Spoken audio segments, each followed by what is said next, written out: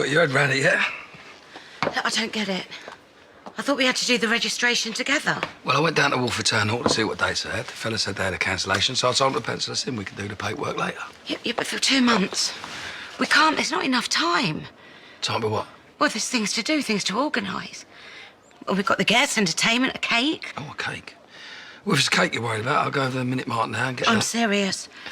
You can't just throw these things together at a drop of a hat. Sharon, all that matters, yeah, is me and you walking down that aisle. You're nervous, you know, I understand that, but we work, don't we? We fit, we always have done. And I mean, a last-minute cancellation. If they ain't meant to be, I don't know what is. I suppose you're right.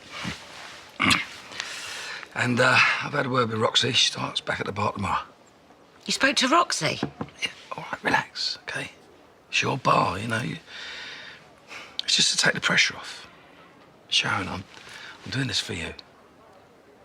You're too good to me. You get... I thought I owed you an explanation. Let me guess. That bloke earlier.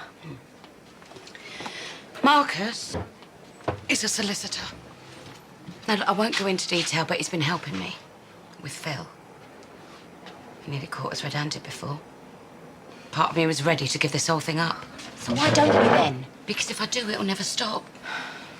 I mean, he's asked Roxy to stay on at the bar, and I've told him I don't need her. He's brought the wedding forward. He had me beaten up in my own bar. He's been doing it for years, Linda, and it's got to stop. You know, Dennis, my husband. He was different, I bet. No, I mean, Phil was involved in Dennis's death. He thought that I forgave him, but that's what getting him to buy me the Albert was about. He outsmarted me, made sure his name was on the lease. I mean, if I'm going to pull this off, Linda, I've got to make sure that I'm always one step ahead of him. Is Sharon in? You don't need to talk to her, ever. Oh, don't worry. I'm not going to give away your grubby little secret. I need help. Dean's in trouble. So tell me something new. No, this is serious, Phil. We could go back inside. I just want you to clear some stuff, dump it, get rid of it, and make it look like it's been a break-in. Stuff. It's a favour. Don't ask any questions like I did with Carl. You owe me. I don't owe you anything, and I ain't interested in doing you a favour either. Do you think I'd really be here if I wasn't desperate? If you need to dump some stuff, you don't need me, do you? You can do it yourself. I can't.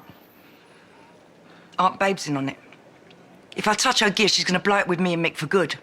I could lose him, Phil. Yeah, well, you keep secrets. They got an habit of coming back to bite you. That's just the way it is, Shirley. You're lecturing me about secrets. Well, maybe I've learned my lesson. So you're not going to help me?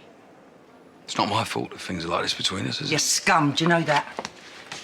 You know what? I seem to remember that Dean didn't do too well last time he was locked up. And he was a good kid before he went inside. Who knows what another stretch will do to him, eh? Please, Phil. No. Shirley. Your problem, your choice.